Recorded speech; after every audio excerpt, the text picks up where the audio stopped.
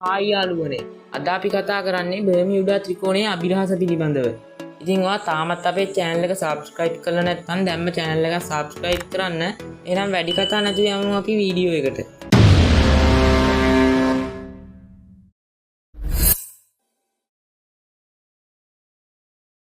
බර්මියුඩා ත්‍රිකෝණය ගැන ඔබ මීට පෙර අසා ඇති. නමුත් අද අපි කතා කරන්නේ මෑත කාලයේ විද්‍යාඥයින් විසින් සොයාගත් තොරතුරු වලට අනුව ඔවුන් සිදුවන සත්‍ය සිදුවීම සොයාගෙන ඇත. බර්මියුඩා ත්‍රිකෝණය අතීතයේ සිටම බොහෝ ගුවන් යාන අතුරුදහන් වීම සහ නෞකා අතුරුදහන් වීම ගැන ඔබ අසා ඇති. නමුත් ඔබ දැන සිටියාද මෙහි සිදුවන අභිරහස පිළිබඳව? ඇමරිකාවේ ෆ්ලොරිඩා තුඩුවත් පෝටෝ රීකෝ දූපත සහ බර්මියුඩාවත් යා කරන ත්‍රිකෝණාකාර කොටස බර්මියුඩා ත්‍රිකෝණය ලෙස හඳුන්වයි.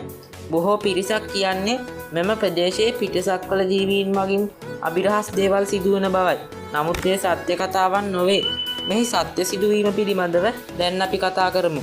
මේ ප්‍රදේශයේ පරීක්ෂණ සිදු කරන විද්‍යාඥයන්ට සොයා ගැනීමට හැකි වුණා මෙහි ඇති ෂඩාස්ත්‍රාකාර වලාකුළු සැකැස්ම. එකිනෙකට අංශක 120ක කෝණයකින් පිහිටා ඇති මේ වගේ ෂඩාස්ත්‍රයක කෙළවරක පැයට සෙතපුම් 70ක පමණ වේගයෙන් පහළට හමන තද සුළං පහරක් ඇති විය හැකි බවටත් එය මුහුදු පුත්‍රයේ වැදීමත් එක්ක අඩි 45ක් උස ශනික රැලි ඇතිවීමට ඉඩකඩ ඇති බවටත් ඔවුන්ගේ පරිගණක මොඩල තුළ දැක ගන්නට තිබුණා. ශනිකව ඇතිවන මෙවැනි තත්ත්වයකදී කිසිවෙකුටත් බේරීමට නොහැක. ඉතින් ඔයාලගේ අදහස මොකක්ද? ඔයාලගේ අදහස් පිළිබඳවත් පහලින් කමෙන්ට් කරන්න. වීඩියෝ එකට ලයික් එකක් දාලා ඔයාගේ යාළුවන්ට බලන්න ෂෙයා කරන්න. තවත් මෙවැනි වීඩියෝකින් හමු වෙමු.